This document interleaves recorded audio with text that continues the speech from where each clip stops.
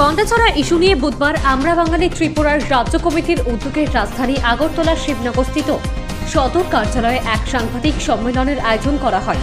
উক্ত সাংবাদিক সম্মেলনে উপস্থিত ছিলেন আমরা বাঙালির রাজনৈতিক দলের রাজ্য সচিব গৌরাঙ্গ রুদ্রপাল, প্রচার সচিব দুলাল ঘোষ, অশোক কুমার দাস, গীতাঞ্জলি দেবী সহ অন্যান্য নেতৃত্বরা।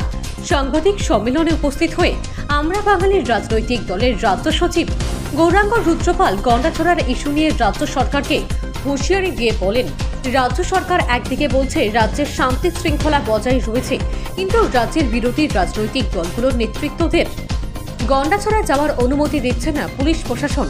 এদিকে আবার রাজ্যের বিরোধী রাজনৈতিক দলগুলোকে শহরের বুকে নিরাপত্তাজনিত কারণ দেখে মিছিল মিটিং করার অনুমতি দিচ্ছেন না।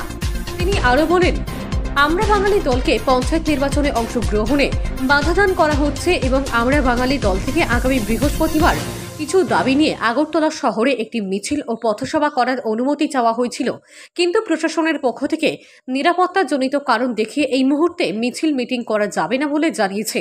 এটা রাজনৈতিক দলের অধিকার হরণ বলে রাজ্য সরকারকে হুঁশিয়ারি দিলেন আমরা বাঙালির রাজনৈতিক দলের রাজ্য সচিব গৌরাঙ্গ রুদ্রপাল। তারা কোনো আগের থেকে অ্যাডভান্স কোনো ব্যবস্থা করেনি, এত বড় একটা ঘটনা ঘটে গেল এবং ঘটনা ঘটার এতদিন পরও আজ পর্যন্ত মুখ্যমন্ত্রী যাওয়ার সময় তিনি পেলেন না।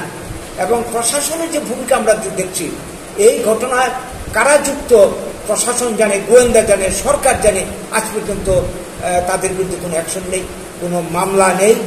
এবং যেটা আমরা দেখছি যে অপরাধ যারা করেছে তারা প্রশাসন লোকের সামনে ঘুরে বেড়াচ্ছে, তাদের বিরুদ্ধে কোনো অ্যাকশন নেওয়া হচ্ছে না এবং আদৌ নেওয়া হবে কিনা এই ব্যাপারে আমাদের যথেষ্ট সন্দেহ আছে।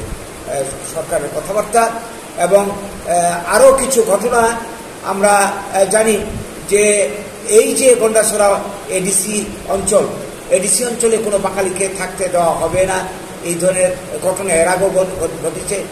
2 বছর আগে উদয়পুরের রায়বাড়িতে ঘটেছে, সংখ্যালঘু বাঙালিদের উপর পরপর আক্রমণ হয়েছে। পেকুছড়াতে অনেকগুলি বাঙালি পরিবার ডিটেইন করছে, তাদেরকে এখানে থাকতে দেওয়া হবে না, যেখানে কাছাকাছি অনেক ট্রাইবেল পরিবার বসবাস করছে।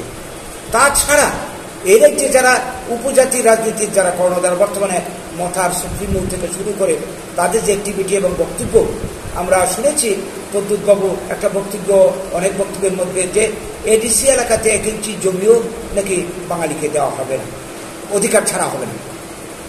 তো এই সব কিছু মিলে তাদের অতীত অ্যাক্টিভিটি এবং বর্তমান কথাবার্তা এবং বর্তমান গভর্নমেন্টের যে ভূমিকা, আমরা সবাই জানি যে গত লোকসভা নির্বাচনের আগে এই মথার সঙ্গে বর্তমান সরকারের আঘাত হয়েছিল।